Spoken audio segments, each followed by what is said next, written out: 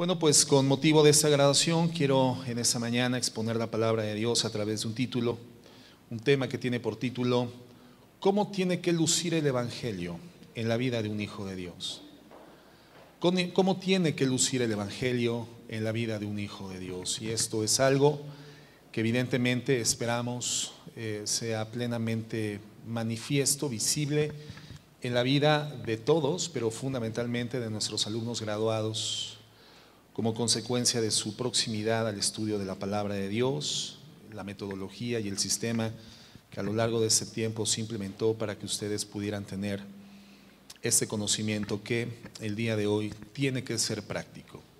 ¿Cómo luce el Evangelio en la vida de un hijo de Dios? Bueno, a lo largo de nuestras vidas, hermanos, como hijos de Dios, en la medida en la que avanzamos y progresamos en la experiencia del caminar en la fe, nos damos cuenta de que es mucho más lo que escuchamos hablar del Evangelio que lo que vemos del Evangelio en las vidas prácticas de las personas que definen su existencia como redimidas, como hijos de Dios. O dicho de otra forma, el mensaje está siendo predicado, pero no necesariamente el poder de transformación del mensaje del Evangelio está siendo visto de la misma forma en la vida de los cristianos. Y una de las razones es que aun cuando Dios nos ha creado con una gran capacidad para entender conceptos, para aprender ideas, para capturar enseñanza, particularmente en el caso del Evangelio, el ser humano no sabe cómo traducirlo a la vida práctica. Se requiere de un poder por encima de nuestra naturaleza humana limitada, hermanos, se requiere de un poder sobrenatural. Y es fácil, hermanos, sentirnos cómodos con ideas que conocemos en nuestra mente, aunque no necesariamente las practiquemos. Eventualmente creemos que la posesión de los conceptos, la posesión de las ideas, el conocimiento de la doctrina, elementos trazados correctamente de teología, son suficientes solamente a nivel intelectivo, en lo ingrávido de las ideas, pero no en lo concreto de la vida práctica. Nos sentimos regularmente cómodos con lo que conocemos, sin que necesariamente, hermanos, lo llevemos a la vida práctica. Eso lo vemos, por ejemplo, frecuentemente en la vida de los políticos. Son personas expertas en articular mensajes, pero no suelen ser el reflejo vívido del mensaje que ellos anuncian. Esto es algo que conocemos nosotros como hipocresía y corrupción. Son personas que suelen tender naturalmente a la hipocresía y finalmente en los ejercicios políticos o gubernamentales, administrativos, prácticos, esta falta de honestidad, esta hipocresía se convierte en corrupción práctica. Esto es natural en el mundo, hermanos, pero tendría que ser una condición atípica completamente en la vida de un hijo de Dios. También lo vemos en las Escrituras, hermanos, lamentablemente con este ejemplo que es muy ilustrativo, con un grupo de judíos llamados los fariseos que hablaban muy retóricamente, muy ortodoxamente el mensaje correcto, con un lenguaje profundamente religioso, pero con una práctica completamente disociada, completamente divorciada de lo que ellos profesaban. Jesucristo dijo de ellos en Marcos 23:3, dijo así: así que todo lo que os digan que guarden, guárdenlo y háganlo, mas no hagan conforme a sus obras, porque ellos dicen y no hacen. Entonces vemos que ese es un problema, es una fenomenología espiritual que no es nueva, no es una temática reciente, hermanos, es algo que deviene con antecedentes muy históricos, la capacidad del ser humano de entender algo, proclamarlo, pero no hacerlo de manera vivencial, no vivir conforme a aquello que dice que sabe. Entonces lo vemos muy claramente en la iglesia, por ejemplo, de los Corintios. Hay registros históricos, escriturales, que nos dejan ver que este era el perfil del carácter, el perfil de la personalidad incipientemente cristiana en la vida de una iglesia tan grande como la iglesia en Corinto. Ellos vivían divididos, ellos tenían dones sobrenaturales de los que abusaban indecentemente en medio de la congregación. Ellos ejercieron los más graves niveles de pecado de inmoralidad registrados en el Nuevo Testamento, toleraban ese tipo de pecado. Había evidencias de glotonería y ebriedad a la hora de participar en la Santa Cena, en la Cena del Señor, profanando ese momento sagrado en el cual se representaba la muerte de nuestro Señor Jesucristo, el anuncio de su próximo advenimiento. Sin embargo, Parecería que ellos no se percataban de cuán incongruente era su conducta con el evangelio que ellos escucharon predicar del apóstol Pablo. De tal forma que escucharon la buena doctrina, la buena palabra, y no supieron cómo llevarla a la práctica. Para estudiar esto, hermanos, tenemos que comprender tres elementos básicos. En primer lugar, necesitamos entender qué es el evangelio. Justamente el día miércoles iniciamos con esta serie definida como el evangelismo y el cumplimiento de la gran comisión. Cuán importante es que la mayor parte de los congregantes podamos darnos cita los miércoles para esta instrucción, porque es fundamental para poder no vernos incidiendo en la comisión de esta circunstancia, donde a medida en la cual progresamos en el curso de la vida cristiana, en nuestra experiencia cotidiana de la vida dentro del núcleo congregacional y el medio ambiente escritural, no veamos incidiendo nuestra vida en una condición fariseica o de hipocresía, donde conocemos más, sabemos más, aprendemos bien, entendemos bien, pero no vivimos lo que hemos aprendido. Hay una nulidad en nuestra eficacia para poder llevar a la práctica el conocimiento escritural. Entonces, en primer lugar, es fundamental entender qué es el evangelio de la gracia. En segundo lugar, cómo se vive una vida transformada por el evangelio. ¿Qué es el evangelio? Y ahora, ¿cómo debe de vivirse una vida transformada por el evangelio? Y en tercer lugar, ¿cómo enfrentar los retos que se presentan al vivir el evangelio en nuestra vida cotidiana? Sobre todo si tu vida se desarrolla la mayor parte del tiempo en el ambiente secular, en el ambiente de una empresa, un comercio, un negocio, una escuela, una institución educativa, etcétera. ¿Cómo poder vivir eficazmente, visiblemente, tangiblemente, inobjetablemente nuestra vida cristiana en el mundo caído por el pecado en el cual vivimos? Entonces, primeramente tenemos que retornar a este punto primero muy importante, ¿qué es el evangelio? ¿Qué es el evangelio? Porque dado el énfasis tan marcado que hoy en día, durante tantos años se ha hecho sobre los beneficios del evangelio por encima del concepto y la integridad del evangelio mismo, dado este énfasis exorbitante, desmedido e indecente de beneficios asociados al evangelio, hermanos, hemos perdido el entendimiento verdadero del contenido del evangelio. Hoy no se predica mayormente, hermano, el contenido central del evangelio, sino que esta predicación se ha sustituido por los beneficios bíblicos y aún antibíblicos asociados al evangelio de la gracia. Es posible estudiar e incluso comprender grandes doctrinas de la palabra de Dios y relegar el evangelio a un segundo plano. Y eso es muy frecuente en las congregaciones que se precian ser de sana doctrina. Son muy enfáticas en establecer preponderantemente, preeminentemente el trazo de doctrinas que sin duda alguna son muy importantes, pero han relegado a un segundo plano el evangelio de la gracia. Doctrinas profundas, significativas, necesarias, que entendemos son indispensables, pero no podemos relegar a un segundo plano, hermanos, la proclamación del evangelio. Y la razón por la que esto sucede es porque uno de los pecados de la iglesia es precisamente esto: haber puesto en una posición secundaria el evangelio y haber puesto en primer plano otro tipo de información de procedencia escritural y más información de procedencia sociológica. Predicación de ciencias sociales, de psicología, estrategias del hombre para poder construir, ampliar, hacer crecer el ministerio, la feligresía, poder incrementar los números de la audiencia de una congregación cristiana. Un ejemplo de eso es cuando tú ingresas a una librería de las llamadas cristianas y lo que vemos reflejado en su estantería es que se ha sobrepuesto la psicología del hombre encima del evangelio. Se ha retirado el evangelio de la gracia de su posición central en la estantería. Ya no hay información que centralice el evangelio de la gracia y se ha desplazado a una posición secundaria o en ocasiones inexistente. La pregunta entonces a reflexionar es la siguiente: ¿es posible que 20 siglos de predicación de la obra redentora de Cristo no hayan sido suficientes para poder fortalecer y establecer firmemente el evangelio en el corazón de la iglesia? ¿Es posible que a lo largo de 2000 años de historia en nuestra generación actual no tengamos un conocimiento real de la centralidad del evangelio? ¿Es posible que generaciones anteriores hayan tenido mucha mayor facilidad para entender lo que es el evangelio que nuestra generación actual? que la generación que tiene más recursos, más medios electrónicos, más audiovisuales, que tiene el canon bíblico perfectamente integrado de la Escritura, la sociedad más globalizada en la historia, tenga la mayor dificultad en conocer el corazón del Evangelio en relación a anteriores generaciones? ¿Es posible? La respuesta es sí, lamentablemente sí es posible. Así ha sucedido. Se ha perdido de vista que el Evangelio es la obra de Dios en la persona de Jesucristo, y a través de la persona de Jesucristo para hacer legal la salvación de los seres humanos.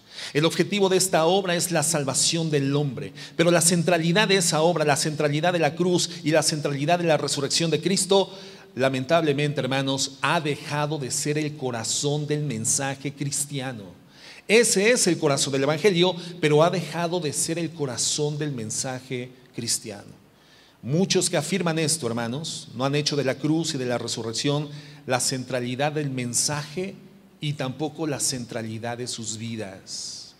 Por lo tanto, hoy vemos una enorme cantidad de vidas cristianas que no reflejan la vida del Evangelio. Una de las evidencias históricas más sólidas es que la iglesia del primer siglo se levantó sobre la centralidad del mensaje de la muerte y la resurrección de Jesucristo a favor de la liberación legal eterna del pecado en la condición humana. Y en lugar de esto, hermanos, la iglesia ha ido sustituyendo el Evangelio y su poder por otras estrategias. Por ejemplo, la llamada guerra espiritual. Una guerra espiritual de confrontación al diablo y la liberación de demonios, que desplazó la proclamación del Evangelio de tal forma que por muchos años se ha escuchado más acerca de Satanás y de sus demonios que de Cristo, su muerte y su resurrección por la redención de la humanidad. Otro ejemplo de esto, hermanos, es la histórica guerra interna entre las teologías radicales cristianas, que han exaltado mucho más la supuesta brillantez de las mentes humanas intentando interpretar a Dios en lugar de consumirnos por predicar el glorioso evangelio de la gracia. Un escritor cristiano apuntó lo siguiente: el mundo perdido no está tan endurecido hacia el evangelio, sino que es ignorante del evangelio, porque muchos que proclaman el evangelio son ignorantes de sus verdades más básicas. Y esto es verdad. No es tanto que el mundo se haya endurecido hacia el mensaje del evangelio, sino que aquellos que han recibido la encomienda de predicarlo hoy no conocen las verdades más básicas y centrales del evangelio, y se predica algo, hermanos, que simplemente no es evangelio de la gracia. Romanos 3:23 dice lo siguiente: por cuanto todos pecaron y están destituidos de la gloria de Dios, siendo justificados gratuitamente por su gracia, mediante la redención que es en Cristo Jesús. El evangelio, hermanos, es la oferta gratuita de Dios al hombre, que con su pecado pasó por alto la integridad de la santidad de Dios. Es la oferta gratuita de Dios al hombre para poder reintegrarse en la santidad que con su pecado violentó en la personalidad de Dios. Una oferta gratuita para el hombre, pero no sin precio. Jesucristo, sabemos, pagó el precio, y entonces se puede entregar de forma gratuita la redención, porque ese precio fue pagado en la persona de Jesucristo. Efesios 2:5, por favor, dice así: aun estando nosotros muertos en pecados, nos dio vida juntamente con Cristo, porque por gracia sois salvos. Y juntamente con Él nos resucitó, y asimismo nos hizo sentar en los lugares celestiales con Cristo Jesús. Hermanos, Dios en su misericordia envía un sustituto para hacer este pago, a fin de recibir esta sentencia. Y entonces, cuando pensamos en el mensaje del evangelio, no podemos dejar de lado, en un plano secundario, la vida de Jesucristo. Yo necesito la vida de Jesucristo, cumpliendo la ley a cabalidad, muriendo en mi lugar en la cruz, resucitando al tercer día, como pieza central del mensaje del evangelio.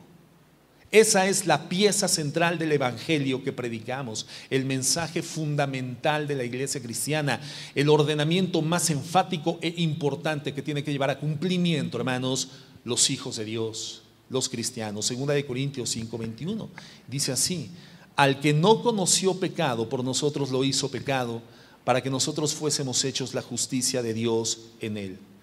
Si Cristo, hermanos, no hubiera cumplido la ley a cabalidad, Si Cristo hubiese cometido un solo pecado a lo largo de su vida, hubiese quedado completamente descalificado para poder ofrecerse como el sacrificio perfecto.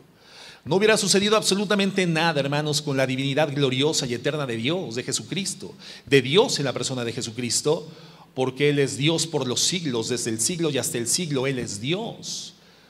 En condición humana, el Señor Jesucristo tenía la posibilidad, la factibilidad de haber cometido pecado, porque Él no vino a jugar a ser un ser humano. Él literalmente se encarnó en un ser humano con todas las debilidades humanas de nuestra semejanza, pero Él no pecó, por una perfecta comunión con su Padre desde la cuna hasta la tumba.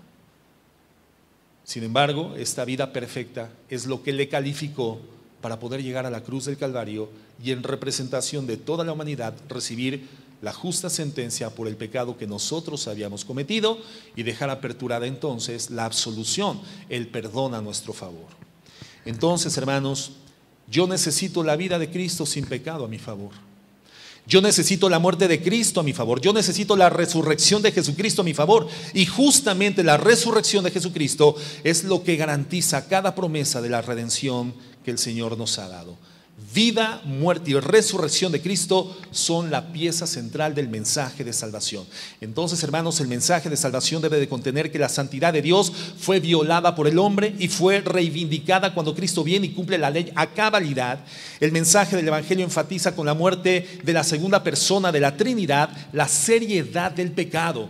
Es tan serio el pecado para Dios, es tan crítico el pecado para Dios, que este tuvo que ser cumplido en su pago de forma cabal a través de la muerte de su Hijo en la cruz del Calvario, donde Dios Padre prefiere clavar en la cruz a su propio Hijo amado e imputar y juzgar en su cuerpo el pecado que no había cometido antes de dejarlo pasar por alto.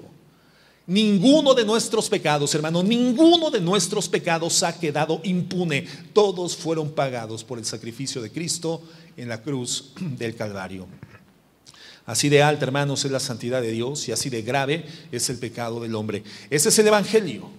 Y no podemos incorporar otros elementos cuando pensamos en Él y menos cuando hablamos de Él. Ese, hermanos, llanamente es el Evangelio de la gracia. 1 Corintios 15:1 dice así: ahora os hago saber, hermanos, el Evangelio que os prediqué. Pablo está hablando inspirado por el Espíritu Santo, el cual también recibisteis, en el cual también estáis firmes, por el cual también sois salvos, si retenéis la palabra que os prediqué, a no ser que hayáis creído en vano. Porque yo os entregué en primer lugar lo mismo que recibí, que Cristo murió por nuestros pecados. ¿Cuál fue el mensaje que Pablo entregó a los corintios? El mismo que él había recibido. ¿Cuál? Que Cristo murió por nuestros pecados conforme a las Escrituras, que fue sepultado y que resucitó al tercer día conforme a las Escrituras. Ese, hermanos, es el mensaje del Evangelio. Pablo se propone pasar a los corintios el mismo evangelio que él recibió, con la misma pureza, con la misma integridad, preservado con autenticidad, sin cambio, sin alteración. Y a la hora de hacer esto, les da dos eventos históricos como dos elementos fundamentales a considerar, en donde se registra toda la obra de redención a nuestro favor: la muerte de Cristo y su resurrección. Esto nos ayuda a entender cuál es el corazón del mensaje que nos trae salvación como seres humanos. Pablo les estaba garantizando que les estaba entregando el mensaje tal como él lo había recibido. Y de esta misma forma, la actual generación de maestros, la actual generación de predicadores de las Escrituras, tenemos que garantizar que al entregar el Evangelio debemos entregar el mismo mensaje que anunció Jesucristo y que está contenido en la Biblia, sin adulterarlo, sin cambiarlo, sin diluirlo, sin incorporarle, sin disminuir absolutamente nada, sin desplazar el Evangelio a un segundo plano en la importancia de predicación. Tenemos, como lo hemos comentado en el pasado, que ser eslabones de una cadena que, cuando la recorremos en retrospectiva, nos conduce a la fuente original de la enseñanza, y la fuente original es Jesucristo. Un escritor bíblico dijo lo siguiente: el corazón del Evangelio es la redención, y la esencia de la redención es el sacrificio expiatorio de Cristo. Los que predican esta verdad predican el Evangelio independientemente de cualquier otra cosa en la que puedan confundirse. Ese escritor dice sabiamente: podemos confundirnos en algunos trazos teológicos o doctrinales, pero si predicamos a Jesucristo y a este crucificado y su resurrección para la justificación del ser humano, estamos predicando eficazmente el evangelio de la gracia. Pero el que no predica la expiación, independientemente de cualquier otra cosa que declare o enseñe, ha perdido el alma y la esencia del mensaje divino. Hermanos, este es nuestro mensaje, no tenemos otro. Y lo que tenemos que analizar es cómo estamos viviendo este mensaje, cómo es que se supone que luzca una persona que ha sido transformada por el poder de este mensaje, cómo tiene que vivir, cómo tiene que lucir, cómo tiene que reflejar este mensaje en la vida práctica una persona transformada por el evangelio de la gracia. ¿Cómo se vive una vida transformada por el evangelio? Bueno, una evidencia de cómo luce una vida transformada por el evangelio la encontramos en Mateo 5, hermanos, el Sermón del Monte. No lo busquen, en su casa estudian, por favor, este sermón lo hemos estudiado a lo largo del tiempo. Y encontramos un segmento importantísimo inicial en este sermón dictado por el Señor Jesucristo, definido como las bienaventuranzas. Si tú lees el libro de los Hechos, en el capítulo 2, verso 4, igualmente tienes una evidencia de cómo luce una vida transformada por el evangelio, porque nos habla de la vida comunitaria de la iglesia y nos dice que la iglesia era de un mismo corazón y de una misma alma como producto del evangelio de la gracia. ¿Quién hizo esto, hermano? ¿Quién unificó el corazón? ¿Quién unificó el alma de la iglesia? El evangelio.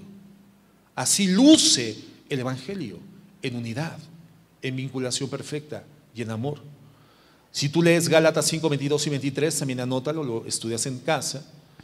Un segmento que también hemos escudriñado a lo largo del tiempo, donde se define el fruto del Espíritu Santo.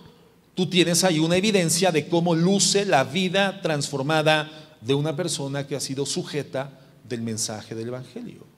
Una vida de amor, de gozo, de paz, paciencia, de bondad, benignidad, mansedumbre, templanza y fe. Ahí hay una ilustración perfectamente iluminada en Technicolor, hermano, a todo color, de cómo tendría que lucir una vida que ha sido tocada y transformada por el evangelio de la gracia. Si tú lees Mateo 11, 29, donde el Señor Jesucristo dice: tomad mi yugo sobre vosotros y aprended de mí, que soy manso y humilde de corazón, y hallaréis descanso para vuestras almas. Ahí tenemos otra evidencia de cómo luce una vida transformada por el evangelio, una vida de humildad, una vida de descanso y una vida de paz en el alma. ¿Cómo reflejamos el evangelio de la gracia? ¿Cómo damos testimonio fehaciente de que ese mensaje de redención, en el fundamento central y único de la muerte y resurrección de Jesucristo, literalmente ha tomado nuestra vida y la ha consumido y la ha transformado y ha edificado una imagen más reconocible de Cristo y de Dios en la tierra, a través de una vida de paz, a través de una vida de humildad? Si tú haces una revisión de la vida de Pablo, por ejemplo, te podrás dar cuenta de cómo luce una vida transformada por el poder del evangelio. Pero también entendemos que hay obstáculos, hermanos, que hacen difícil ver el lucimiento de una vida transformada por el evangelio de la gracia y que nos impiden ver nuestra vida luciendo transformada por el evangelio de la gracia. ¿Cuáles son estos obstáculos? Bueno, el primero, ya lo dijimos, es no entender los componentes del evangelio. Si a ti se te predicó un evangelio que no tiene los elementos centrales del mismo, entonces se te predicó un falso evangelio y estás viviendo una irrealidad, la irrealidad de una conversión no existente en términos genuinos en tu vida espiritual. Un falso evangelio solamente puede aspirar a producir falsas conversiones. Entonces, un primer obstáculo para poder dar un lucimiento pleno del evangelio de la gracia es que no tengas el conocimiento de los elementos centrales de este evangelio. En segundo lugar, vivimos en una sociedad como nunca antes, inminentemente, hermanos, individualista, una sociedad profundamente egoísta.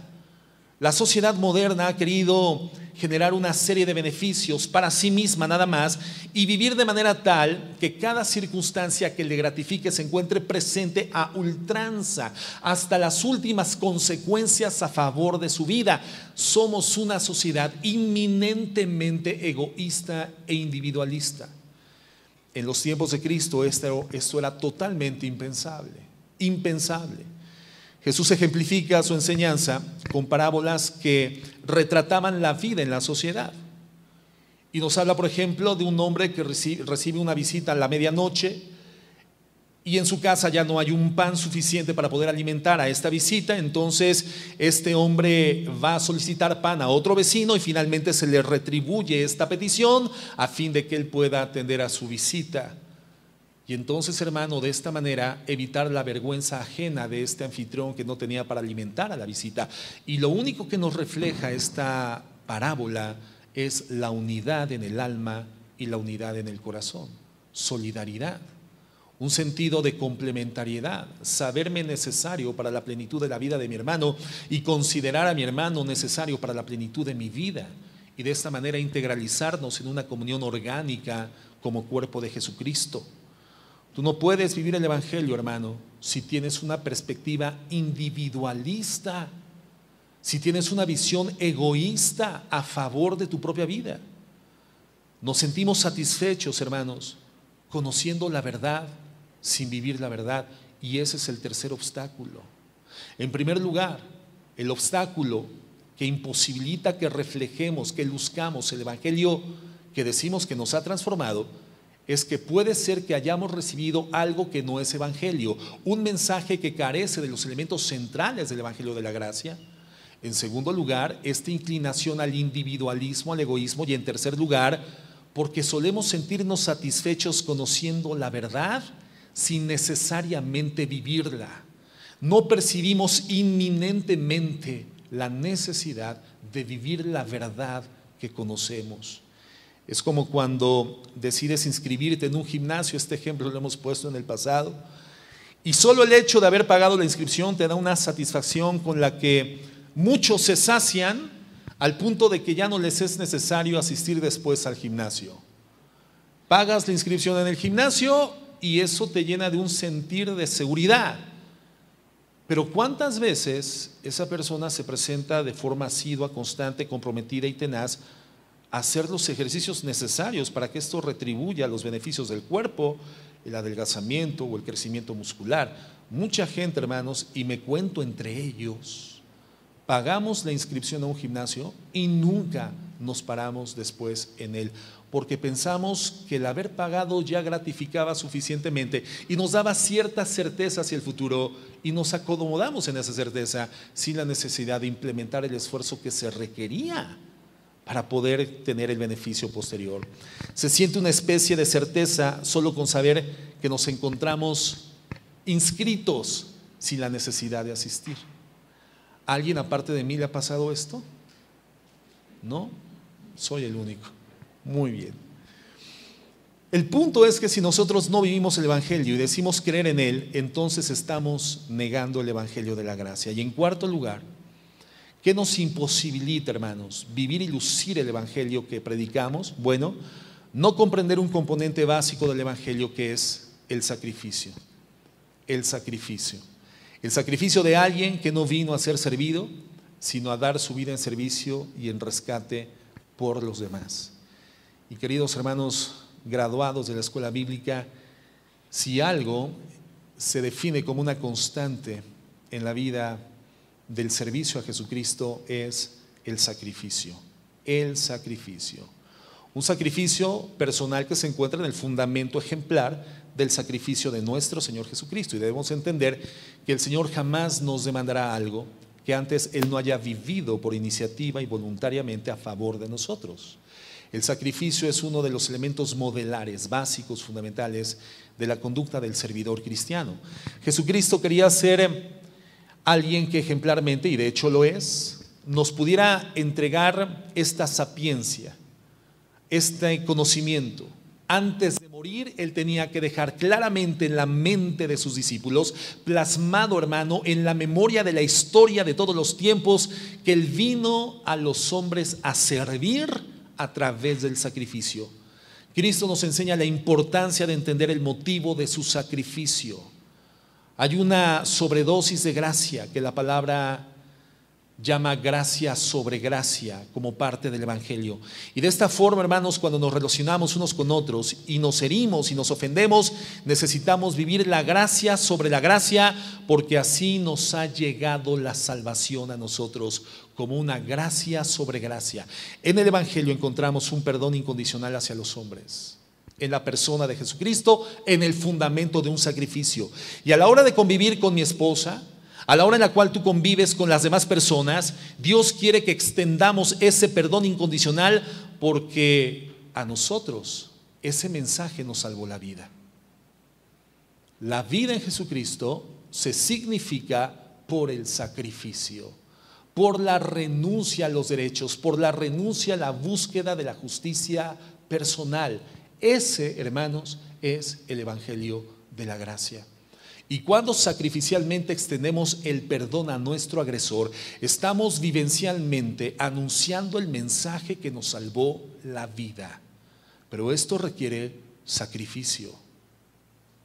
Y muchos no estamos dispuestos a vivir ese sacrificio. Menciono esto porque en una vida transformada con el Evangelio deberían verse claramente manifiestos estos componentes. El que perdona más, el que ama más, el que pasa por alto más la ofensa, el que levanta al caído más, es justamente el que luce como luce el Evangelio de la gracia. Es justamente el que luce como luce Jesucristo. El que ama más, el que perdona más, el que pasa por alto la ofensa más, el que levanta al caído más, el que extiende piedad, gracia y misericordia más, es, hermanos, el que luce el Evangelio de la gracia. Y para poder pasar por alto la ofensa se requiere de un componente fundamental. ¿Cuál, hermano?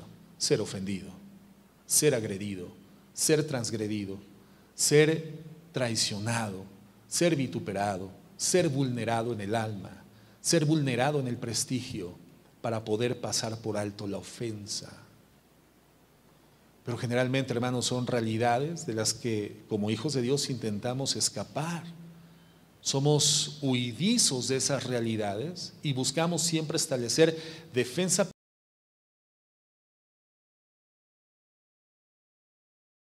o ante nuestra propia autopercepción. De tal forma que el sacrificio es algo de lo que escapamos y evadimos continuamente. Pero la experiencia real del cristianismo en la vida práctica involucra todas las oportunidades para que tu vida luzca como luce la vida de Cristo, la vida del Evangelio, perdonando más, amando más, levantando al caído más y pasando por alto la ofensa más que los demás. Si tú anhelas lucir el Evangelio de la gracia, hermano, tienes igualmente que estar consciente de que vas a sufrir y que muchas veces la causa de ese sufrimiento será injusta y que ante cada sufrimiento injusto tendrás que renunciar a la demanda del derecho personal si lo que quieres es lucir el Evangelio de la gracia, si lo que quieres es lucir como Jesucristo luce. Un hombre impactado por el Evangelio va a ser un hombre pobre en espíritu. Una persona que va a llorar por su pecado, una persona que va a llorar porque sabe que está en bancarrota espiritual, eso dicen las bienaventuranzas. Bienaventurados los pobres en espíritu, bienaventurados los que lloran, bienaventurados los que tienen hambre y sed de justicia, bienaventurados los que entienden que no tienen nada que ofrecer y que tienen todo que recibir de gracia de parte de Dios. Esa es la vida del bienaventurado. Y esa es la vida que luce el Evangelio de transformación, el Evangelio de la gracia. Y eso hace que tal persona, obviamente, pues nunca se sienta superior a otra. Eso es lo que hace que una persona se humilde. Y el Evangelio luce humildad. refleja humildad. Nunca podrás lucir el Evangelio si estás buscando la preeminencia, la superioridad o las primeras posiciones. No podrás. Tendremos, hermanos, que entender que siempre seremos seguidores de alguien, que no somos superiores a nadie, que solamente siendo humildes y dependiendo de la gracia de Dios podremos lucir como Jesucristo luce. Lo contrario, el orgullo, es lo que reluce diariamente en las discusiones con nuestros cónyuges, con nuestros padres, con nuestros hermanos en la fe, con nuestros patrones o empleados. El orgullo, la disensión. ¿Cómo luce tu hogar? Tu hogar luce como un escenario donde la luz refulgente del Evangelio ha sido establecida y por lo tanto se vislumbra la humildad, se vislumbra el perdón, se vislumbra la gracia y la piedad, o se vislumbra la demanda de la justicia en tu matrimonio. Buscas tu propio derecho, tener la razón, prevalece el orgullo. ¿Cuál es nuestra realidad de vida? ¿Cómo realmente estamos viviendo? El punto es que cuando entendemos los elementos del Evangelio, hermanos, que fuimos perdonados por ese Redentor sin que lo mereciéramos, entonces entendemos que no tenemos oportunidad alguna para el orgullo del corazón. No hay lugar para ser orgullosos en el corazón. Este hombre transformado por el Evangelio, entonces la Biblia dice, es bienaventurado. El afán por ser el primero, tener la razón, tener la última palabra, todo esto se desvanece. Todo esto deja de existir, se diluye en un hombre que es pobre de espíritu. El Evangelio te hace manso, te hace humilde, no polémico ni argumentativo. Todo lo contrario, manso, humilde. El mundo, hermano, no solamente necesita escuchar el Evangelio, el mundo necesita ver el Evangelio. Y podremos hacer, hermanos servidores, hermanos en general, hermanos graduados, podremos hacer muchas cosas bien hechas al interior de una congregación, pero si el mundo no está viendo el Evangelio a través de nuestra humildad y mansedumbre, no estamos haciendo nada que repercute eternamente para Dios. No estamos sirviendo a Dios espiritualmente. Lo servimos por un éxtasis personal, por un deseo de gratitud manifiesta o por un sentimiento del cumplimiento del deber. Pero el cumplimiento del deber es algo que no siempre sentimos. La gratitud es algo que igualmente se desvanece en nuestro corazón. Por lo tanto, la gratitud y el cumplimiento del deber, aun cuando son componentes de nuestro servicio a Dios, no son fundamentales. Lo fundamental es entender que el mensaje del Evangelio, en sus componentes fundamentales, nos llevan entonces a la necesidad de reflejar la humildad y la mansedumbre de nuestro Señor Jesucristo. Y si eso no lo está viendo el mundo, no importa lo que hagamos al interior de la congregación, no tiene peso de eternidad. No hay nada que sabotee más rápidamente el mensaje, sino predicar el Evangelio que transforma, sin una vida previamente transformada por el Evangelio. Sería tan ineficaz como una persona obesa promoviendo un producto para bajar de peso. ¿Cómo lucen las personas que anuncian estos aparatos maravillosos, casi mágicos, para reducir de peso y fortalecer el tono muscular? Si tú eres asiduo de la televisión nocturna y a las 3 de la mañana estás viendo el programa de ventas por televisión, ¿verdad? Y ya tienes tu almohada Soñare, ya tienes tu cubrebocas con microfibras de carbono y tantas cosas, ¿verdad? Y también ya tienes tu Abs Toner, tu Abs Shaper y tu tantos apps que hay hoy en día. Debes de saber cómo lucen aquellos que promueven ese tipo de productos. ¿Cómo luce una persona que promueve un producto para adelgazar e incrementar el tono muscular? Fuerte, delgado, tonificado por todas partes. ¿Cierto o no? ¿Cuándo has visto a alguien que promueve un producto de esta naturaleza y que adolezca de su peso, que sea una persona obesa? Nadie. Y por eso terminamos comprando esos productos, hermanos, porque creyendo que comprándolos ya nos vamos a ver cómo ellos lucen. Bueno, evidentemente eso es una estrategia de mercadotecnia. El evangelio, hermano, no necesita de mercadotecnia, pero sí de integridad. Nada desacredita más el evangelio de la gracia que cuando se predica sin una vida transformado por ese evangelio que tú publicas, que transforma la eternidad y cambia la vida al servicio de Dios. En Tito 2:10, Pablo instruye a que andemos en la doctrina de una forma particular. Él dice que la adornemos. Tenemos que adornar la doctrina, y la palabra adornar es cosmeo, con K, que significa adornar, poner en orden. Eso significa cosmeo, adornar. La vida de una persona transformada por el evangelio, hermano, por su conducta misma, se convierte en apta para enseñar. La conducta de una persona que ha sido transformada por el evangelio es el elemento didáctico para poder hablar y enseñar del mismo. Dice así: porque el siervo del Señor, 2 Timoteo 2:24, porque el siervo del Señor no debe de ser contencioso, sino amable para con todos, apto para enseñar, y tiene que ser sufrido. No podemos ser aptos para enseñar si no estamos dispuestos a sufrir por el evangelio, a ser humillados, a ser pasados con una planadora por encima y renunciar a nuestro derecho, renunciar a nuestra propia justicia en mansedumbre y en humildad. Nuestra forma de vida tiene que ser la pizarra donde sea descrita la doctrina del evangelio. Tenemos que ser portadores del evangelio con nuestra forma de vida práctica, aptos para enseñar. Y tú eres apto para enseñar cuando la gente que aprende de ti verdaderamente comprende lo que le enseñas. ¿Cómo puedes tú constatar que una persona es apta para enseñar? Cuando esa persona enseña, la gente aprende. Si esa persona que dice que es un maestro del evangelio, al enseñar, la gente no aprende, no le entiende, no comprende, no retiene la información central, entonces no es una persona apta para enseñar. Y la mayor aptitud para un maestro de la escritura, la mayor aptitud para enseñar la escritura, para toda la cristiandad, porque la enseñanza no solamente se circunscribe a las personas llamadas al ministerio, somos llamados a enseñar el evangelio todos como cristiandad. La mayor y más eficaz herramienta, hermano, es tu forma de vida. Es lo que te hace apto para que la gente lo entienda.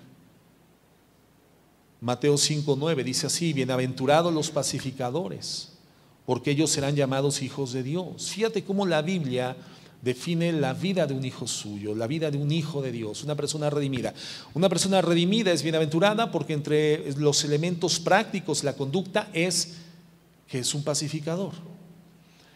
La Biblia no nos define como pacifistas. Un pacifista es alguien que habla de la paz, genera toda una filosofía de la no violencia, la no agresión, la no respuesta, la no retribución, y eso no está mal.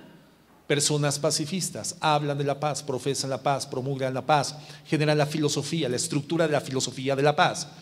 Pero el pacificador es alguien que pone en práctica los elementos espirituales necesarios para establecer condiciones de paz en escenarios de guerra. Dios no nos llama pacifistas porque no nos llama a ser teóricos de la paz, nos llama pacificadores para poder establecer en términos prácticos la paz en condiciones de guerra. Practicidad, hermanos, vida real, vida de testimonio. Jesús no dice: bienaventurados los disputadores, bienaventurados los que ganan el argumento. Por eso, hermanos, es que Cristo está en la cruz, perdonando gente que no merecía ser perdonada, haciendo la paz por la sangre de su cruz, muriendo por gente que no tenía argumentos válidos para que Jesucristo hiciera eso por ellos, por nosotros. ¿Te das cuenta cómo el Hijo de Dios que luce el evangelio es alguien que ha renunciado a una vida disputadora y argumentativa? Lucir el evangelio involucra renunciar a tus argumentos aun cuando tengan peso y justicia, aunque tengas razón.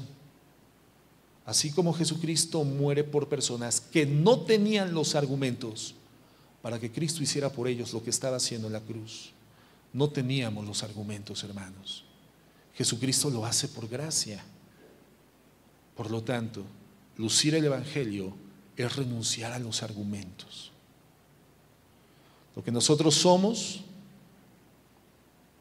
determina lo que vemos. ¿A qué me refiero? Cuando Cristo está en la cruz, hermanos, siendo burlado, siendo torturado, Él no ve enemigos dignos de ser destruidos. Él ve pecadores en la necesidad de arrepentimiento, en la necesidad de ser perdonados y de ser reconciliados con Dios. Entonces, lo que somos determina cómo vemos las cosas. Lo que somos es la lente por medio del cual nosotros percibimos la realidad. Lo que somos determina lo que vemos. Mateo 5:46 dice así: porque si amáis a los que os aman, ¿qué recompensa tendrás? ¿No hacen también esto los mismos publicanos? Y si saludáis a vuestros hermanos solamente, ¿qué hacéis de más? ¿No hacen también así los gentiles? Hermanos, ¿entendemos esto? Amar a nuestros enemigos, amar a nuestros vituperadores, a nuestros persecutores, así luce una vida transformada por el Evangelio.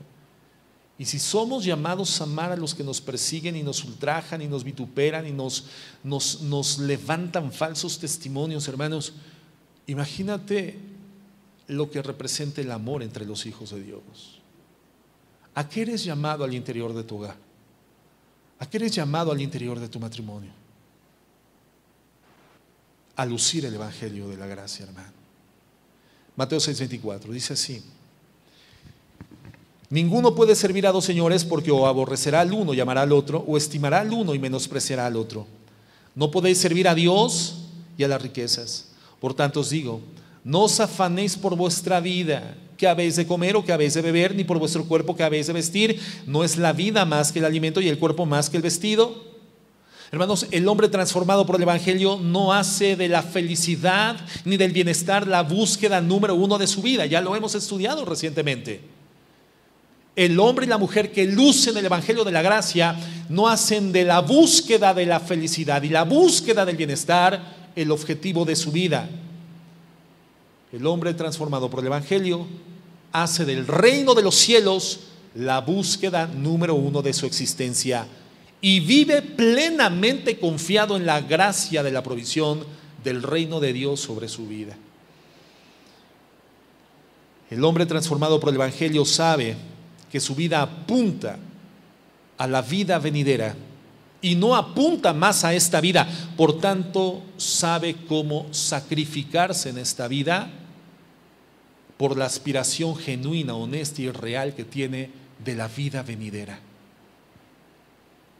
Quien luce el Evangelio de la gracia, hermanos, pierde el miedo al sacrificio, pierde el miedo a la aflicción, pierde el miedo a la injusticia. Su mira ya no se encuentra en las cosas de la tierra, ha levantado la perspectiva final de su vista. Su vista está arriba, en lo alto, no en las cosas de la tierra.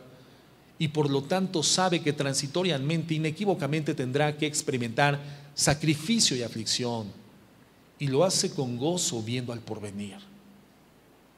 Así como Jesucristo, quien por el gozo puesto delante de él sufrió la cruz. Hubo un gozo que propulsó al Señor Jesucristo a caminar en forma correcta, digna y concluyente por la experiencia de la cruz. Un estímulo sobrenatural, un estímulo eterno que le hacía ver la cruz como algo transitorio y temporal. Esta es la vida de alguien que luce el Evangelio de la gracia. Esa es la razón por la que el Evangelio de la prosperidad, hermano, es la antítesis del Evangelio de Jesucristo. Si el Evangelio de la gracia nació en el cielo, el Evangelio de la prosperidad nació en el infierno. Si el Evangelio de Cristo te lleva a la salvación, el Evangelio de la prosperidad te ata a la condenación. Porque lo que hace es enclavar tu vida, tu alma y tu corazón a los transitorios y temporales bienes materiales del mundo. Si el Evangelio de la gracia contiene promesas eternas, hermanos, el Evangelio de la prosperidad solamente tiene promesas temporales que ni siquiera alcanza a cumplir en tu vida. Falacias, mentiras, espejismos, ficciones. ¿Cómo luce el Evangelio en la vida diaria? Hechos 2:44, estamos enfilándonos al final. Hechos 2:44. ¿Cómo luce el Evangelio en la vida diaria? Dice así: todos los que habían creído. Aquí, ¿quiénes sabemos reunidos en esta mañana? Gente que hemos creído. Bueno, todos los que habían creído estaban juntos. ¿Cómo estamos en esta mañana? Juntos. Y por el tema de la pandemia, no revueltos, pero sí estamos juntos. Estamos aquí presentes los que hemos creído y estamos juntos. Pero estos hermanos, además, tenían todas las cosas en común. Vendían todas sus propiedades y sus bienes y los compartían con todos según la necesidad de cada uno. Me llama la atención, hermano, que no dice que vendían bienes y propiedades solamente, vendían todos sus bienes y todas sus propiedades. ¿Qué involucra esto? Una perspectiva correcta de la vida eterna en condición transitoria en un mundo terreno. Vidas que ya no estaban ancladas a los bienes materiales como si estos fuesen la fuente de una gratificación o la garantía de su bienestar. Todo el bienestar lo encontraban transitoriamente en la tierra, no en el tener, sino en el compartir. Por eso podían desatribuirse de todos sus bienes, de todas sus posesiones, porque el gozo ya no estaba en tener, el gozo estaba en dar. Y es ahí donde no somos ya tan parecidos. Estamos los que hemos creído, estamos juntos, pero ¿será que entre nosotros tenemos como estos hermanos que fueron transformados por el Evangelio de la gracia, teniendo todas las cosas en común, aún vendiendo los bienes y propiedades a fin de compartirlos con todos según la necesidad de cada uno? Verso 46 dice: día tras día continuaban unánimes en el templo y partiendo el pan entre los hogares, comían juntos con alegría y con sencillez de corazón, alabando a Dios y hallando favor con todo el pueblo. El resultado del amor manifiesto entre ellos, como lo estudiábamos el miércoles, era que aún el pueblo inconverso, en plena escena de persecución cristiana, el pueblo les daba su favor. Y el Señor en consecuencia añadía cada día al número de ellos los que iban a ser salvos. El poder del Evangelio a través del amor entre ellos. Cuando lucimos el Evangelio predicado es extrovertido con toda su potencia, hermanos, con todo su poder. Nuestra actual generación individualista no tiene lugar para esta forma de vida en donde todos tienen las cosas en común. Y así lamentablemente es en la mayor parte de las congregaciones. Y por supuesto que no lo vamos a hacer. Aquí no vamos a hacer un llamado a que vendan sus propiedades, sus bienes, sus electrodomésticos, televisiones, tostadoras de pan, hornos. No, por supuesto que no vamos a hacer eso. No lo vamos a hacer.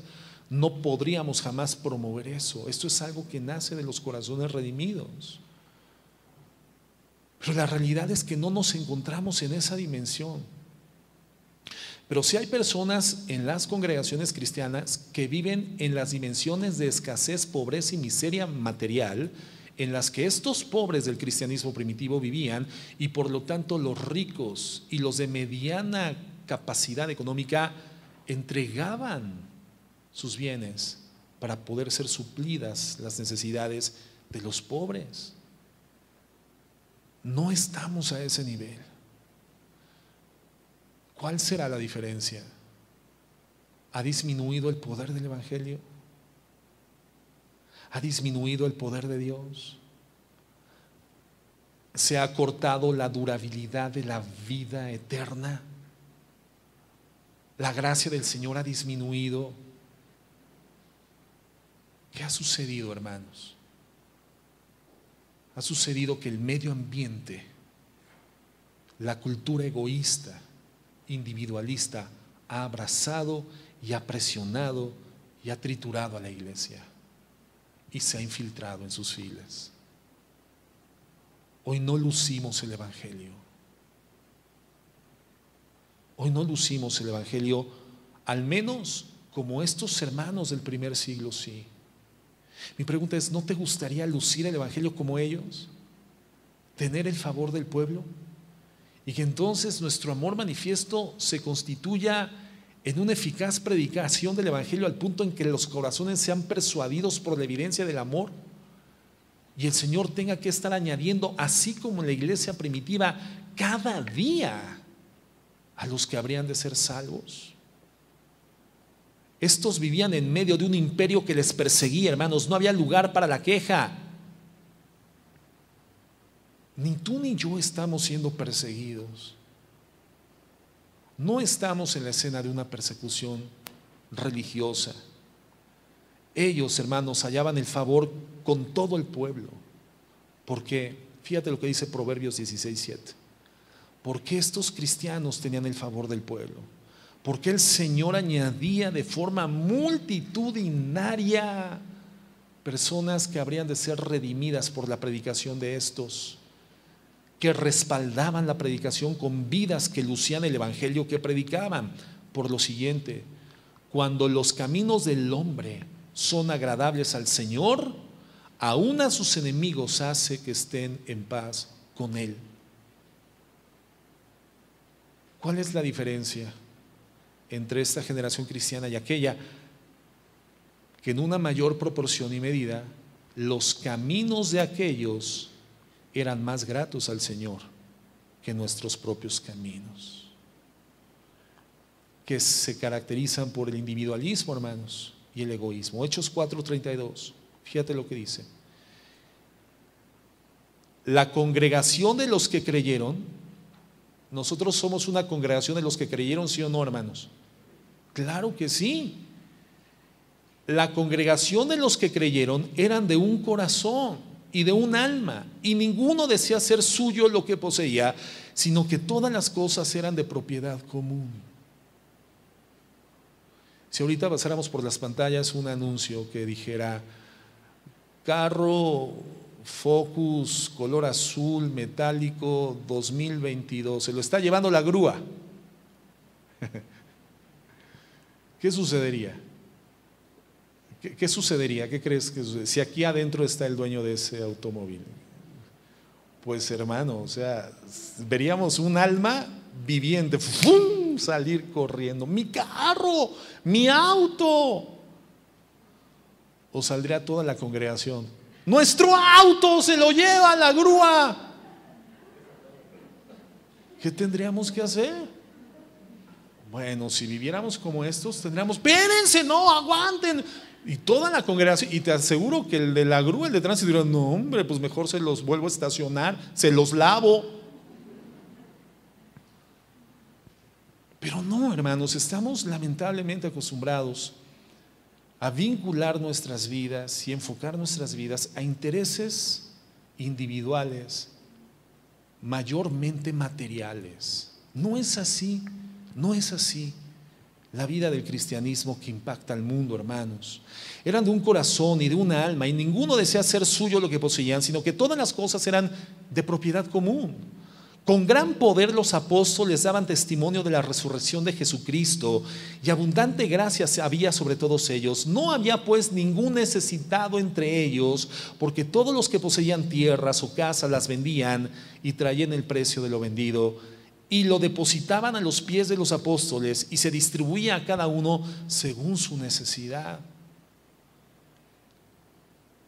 ¿Qué se requiere, hermanos, para ser de un corazón y de un alma? ¿Qué se requiere? Ser salvos en Cristo Jesús. ¿Y qué se requiere para ser salvos en Cristo Jesús? El Evangelio de la gracia. El poder del Evangelio de la gracia, que finalmente produce en nuestras vidas el fruto del Espíritu Santo: amor, gozo, paz, paciencia, bondad, benignidad, mansedumbre, templanza, fe, que nos permite vivir el Evangelio diariamente. Fruto del Espíritu Santo, que produce llenura del Espíritu Santo, producto de una vida inmersa, sumergida en la palabra, sometidos a la palabra, Y esto nos da la capacidad de vivir el Evangelio, predicar el Evangelio y vivir el Evangelio. Porque cuando tú predicas el Evangelio, pero no vives el Evangelio, ¿qué pierde poder? ¿El Evangelio? No, el predicador. Y por eso la predicación del Evangelio no es eficaz. La palabra nunca va a perder poder. Pero cuando predicas el Evangelio sin vivir el Evangelio, pierdes todo tu poder. Y por lo tanto, la predicación del Evangelio se hace ineficaz a través de tu vida. Ineficaz para la conciencia de la gente. ¿Cómo puedo vivir entonces el Evangelio en la vida diaria? En el trabajo, en la escuela, etcétera. La manera en la que el abogado, por ejemplo, cristiano, litiga, debe de marcar una diferencia con la forma en la que litiga el abogado no cristiano. La forma en la cual da consulta el doctor cristiano tiene que marcar una clara diferencia entre la forma en la que da consulta el doctor no cristiano. La forma en la que proyecta y construye el arquitecto cristiano tiene que marcar una diferencia con la forma en la cual proyecta y construye el arquitecto no cristiano. La forma en la que el albañil cristiano desempeña su función tiene que marcar una diferencia con la forma en la que el albañil no cristiano desempeña su función en la construcción, etcétera, etcétera. La forma en la que el comerciante cristiano hace sus negocios tiene que marcar una clara diferencia entre la forma en la que el comerciante no cristiano procesa sus negocios. El cristiano moderno, si bien tiene una mayor conciencia de honestidad, continúa persiguiendo prosperidad, continúa persiguiendo poder, prestigio y placer, de manera completamente similar a la forma en la que lo hace el mundo. Y entonces no se marca una diferencia. Y si no marcamos una diferencia por el Evangelio que ha transformado nuestras vidas, entonces la predicación del Evangelio a través de nuestras bocas carecerá de poder, de impacto. No llegará a la conciencia de la gente, no llegará al corazón del pecador. De forma que hay muchos cristianos que tienen el síndrome del éxito como el eje central de su vida, en la búsqueda de prosperidad, posición, poder, prestigio, placer.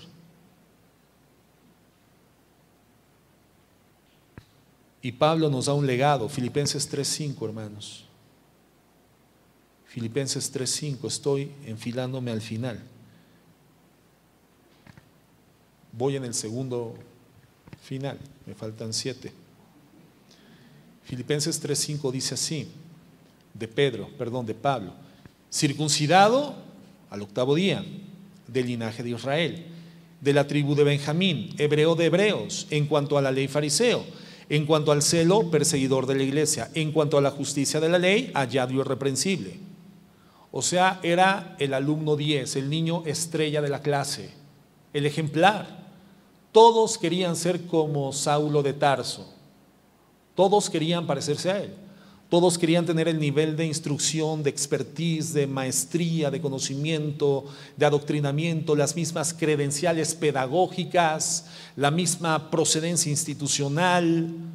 Todos deseaban ser como Pablo, pero dice en el verso 7, pero todo lo que era para mí ganancia lo he estimado como pérdida por amor de Cristo. Y aún más, yo estimo como pérdidas todas las cosas en vista del incomparable, fíjate lo que él decía, el incomparable valor, no tiene comparación, el valor de conocer a Cristo Jesús, mi Señor, por quien lo he perdido todo y lo considero como basura a fin de ganar a Cristo. Todas sus credenciales, y no se digan por supuesto, sus beneficios materiales, económicos y posesiones que él pudiera tener, áreas administrativas en lo material, las consideró como pérdida, como basura, por el excelso valor, hermanos, de conocer a Jesucristo, mi Señor, por quien lo he perdido todo y lo considero como basura. Pablo no adquiere esta perspectiva en una semana, hermanos. Pablo evidentemente creció en el conocimiento de Dios y llegó al punto culmen de su madurez espiritual. Por lo tanto, representa confiablemente para nosotros una buena guía, un buen modelo en la imitación de Jesucristo. Pero todos tendríamos que llegar a este punto culmen, a este punto alto de nuestro caminar en la fe, donde ya podamos lucir el Evangelio. Y lo haremos plenamente cuando todo lo demás, material, efímero, transitorio, pierda estimación y valor en nuestro corazón.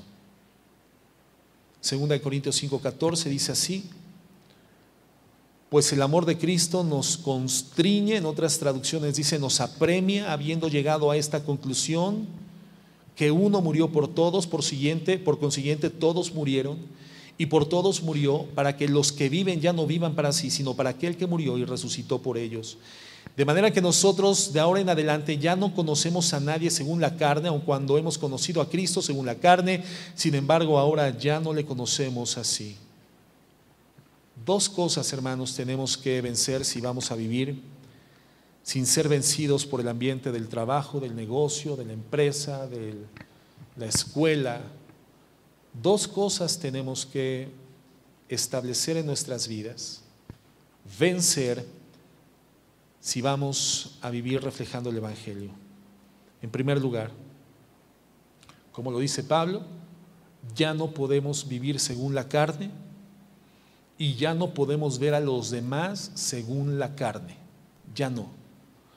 Tú no puedes ver a la gente según la carne. Cada persona, hermanos, es un potencial converso para el reino de los cielos, y es como tenemos que ver a la gente. Mira, cuando un hombre que ha adolecido de una vida moral íntegra a lo largo de su vida previa a Jesucristo, ahora se encuentra con la realidad de que aún en estado de redención tiene que continuar enfrentando las complejidades de una inercia pecaminosa en su forma de vida moral. Y entonces es hasta que el cristiano redimido, la persona redimida por la gracia, llega al punto de la percepción de la personalidad de Dios en la vida de todos los seres humanos, si es un hombre con problemas de lascivia, de todas las mujeres, es decir, la persona de Dios, la imagen de Dios en la persona de las mujeres que antes veía con lascivia, es cuando ahora no podrá volver jamás a ver una mujer con lascivia, porque ya no verá a esa mujer, ahora verá la imagen de Dios en esa mujer. Un hombre que está creciendo espiritualmente en la fe es una persona que ya no puede ver con lascivia, aun cuando tenga una inclinación de la carne, él ya no ve según la carne, él ve lo que Dios ve en las personas, la imagen de Dios en esa persona. Por lo tanto, una persona potencial para poder experimentar la redención en Cristo Jesús es quien entiende que la gente está en necesidad de redención y por lo tanto ve que su área natural de influencia es su campo misionero. Tu campo misionero es tu trabajo, tu empresa, tu negocio, tu comercio, tu escuela. Ese es tu campo misionero. Y a veces creemos que ser cristianos es tener una vida más o menos moral, pero hay gente, hermanos, que no es cristiana y también tiene una vida moral. Tú no necesitas ser cristiano para tener una vida moral. Hay mucha gente que sin ser cristiana tiene vidas más morales que los hijos de Dios. El Evangelio no trata de esto, hermano. El Evangelio debe de convertir a una persona en un creyente radical, donde ya no está buscando seguridad en lo que hace, ni propósito en lo que gana o hace, porque él ya tiene todo en Jesucristo. Eso hace el Evangelio. No es que genere una vida moral, sino que lleva a una persona de la muerte a la eternidad con Cristo Jesús. Pablo entendió que ya no le pertenecía a su naturaleza humana y que su amo era un redentor misericordioso y amoroso. Entonces adopta el estilo de vida donde puede manifestar el mensaje que él predicaba. O sea, él cambia su estilo de vida para que pudiera ser el respaldo del mensaje que predicaba. Y con esto estoy terminando ahora sí. 1 Corintios 6:19, por favor. Dice así: ¿o no sabéis que vuestro cuerpo es templo del Espíritu Santo? Hermanos, son textos que hemos estudiado a lo largo de muchos años. ¿O no sabes que tu cuerpo es templo del Espíritu Santo que está en ti, el cual tienes de Dios y que ya no eres tuyo, ya no te perteneces? Pues por precio habéis sido comprados, por tanto glorificad a Dios en vuestro cuerpo y en vuestro espíritu, los cuales son de Dios. Y el capítulo 7, 23 de 1 Corintios dice, 1 Corintios 7, 23, comprados fuisteis por precio, no se hagan esclavos de los hombres. Y en segundo lugar, si vivimos para nosotros, si continuamos viviendo para nosotros, va a ser prácticamente imposible dejar la comodidad. Ya no podemos vivir para nosotros, ahora vivimos para aquel que murió y dio su vida por nosotros. El éxito, hermanos, no lo define lo que hago, sino lo que Dios define que es el éxito. Después de tu conversión, el reino de los cielos tiene que ser la razón número uno por la cual trabajas. La gloria de Dios es la razón número uno por la cual trabajamos y nos esforzamos. El salario que percibes en tu trabajo no es el motivo del trabajo. Es una bendición de Dios añadida por ser testigo de Él en medio de tu trabajo. Dios no tendría que pagarnos nada, hermanos. Es gracia lo que recibimos de Él. Pero si tú eres una persona redimida por la gracia, que haces lo que haces para poder devengar el ingreso al cual ya te acostumbraste, y tu enfoque de vida es en generar más ingreso porque trabajas para eso, para tener una buena vida, entonces has perdido de vista la vida que Cristo te ha dado con la redención. No trabajamos por dinero, hermanos. No es el propósito. Trabajamos porque el Señor se ha conocido a través de lo que hacemos y por la forma en la cual lo hacemos. Y si esto genera y devenga un ingreso, ese ingreso, hermano, es gracia de Dios. Debemos de acostumbrarnos a tener el control de nuestra propia vida. El cristiano encuentra satisfacción en Cristo, hermanos. Por eso Pablo dice, para mí el vivir Cristo es y el morir es ganancia. Entonces, si tú eres cristiano, tienes que estar orientado hacia arriba. Tu matrimonio tiene que estar orientado hacia arriba. La educación de tus hijos tiene que estar orientada hacia Dios, hacia arriba. Tu trabajo, tu negocio, la forma de relacionarte con la gente, todo tiene que estar orientado hacia Dios, orientado hacia arriba. Porque todo lo que tenemos se va a quedar abajo. Todo lo que tenemos se va a quedar aquí. Por eso tenemos que vivir orientados hacia lo alto. Vivir por las cosas de la tierra nos lleva a vivir una vida baja, miserable, sin importar cuánto tengas. Puedes tener mucho y aún así tu vida ser miserable. Cuando vivimos orientados hacia lo terrestre, nuestras vidas se hacen miserables, aunque tengamos lo terrestre. Solamente orientándonos hacia arriba, hacia lo alto, nuestra vida cobra y manifiesta dignidad y luce, hermanos, el evangelio de la gracia. Fuimos llamados a eso, a vivir como aquellos que lucen el evangelio de Jesús. Y si lucimos el evangelio de Cristo, luciremos como Cristo. ¿Cómo luce tu vida, hermano? ¿Cómo luce mi vida? Vamos a orar.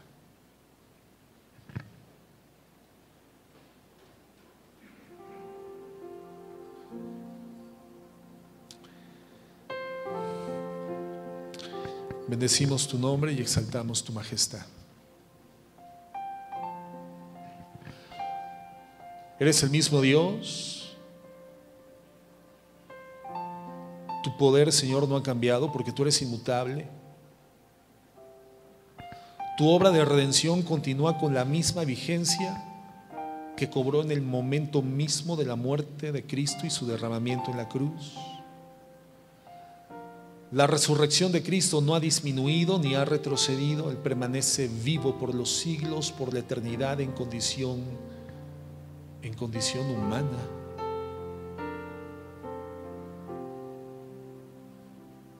El evangelio que se predicó desde entonces al día de hoy no ha cambiado, es el mismo y su poder, Señor, no ha disminuido. ¿Por qué nuestras vidas, mi Señor, después de más de 2000 años, no lucen como las vidas de aquellos que recibieron las primicias de la redención? Como las vidas de aquellas iglesias que a lo largo de la historia caminaron por los procesos más cruentos de persecución, de dolor, de injusticia, y aún así, mi Dios, tenían el favor del pueblo, y en medio del dolor añadías almas redimidas para tu honra y gloria. ¿Por qué no lucimos como aquellos que se aman? Como aquellos que encuentran su placer no en el tener, sino en el dar, en el compartir. ¿Por qué nuestras vidas no lucen como aquellas que renunciaban al derecho y a la justicia? Y aún siendo dolientes, se gozaban en la esperanza de la eterna vida a tu lado, mi Dios. ¿Por qué no lucimos con esa mansedumbre y con esa humildad? Si tú no has cambiado.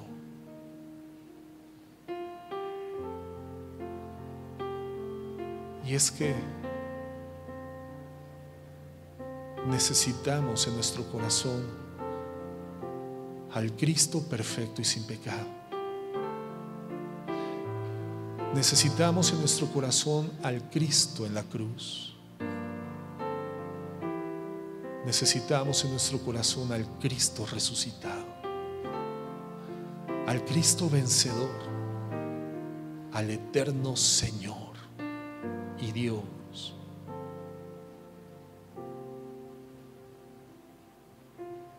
Al hombre cuyo valor es infinito. Te necesitamos, Jesús.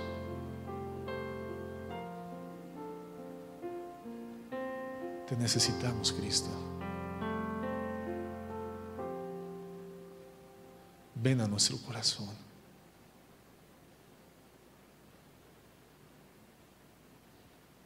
Te lo pedimos en tu nombre bendito. Amén y amén.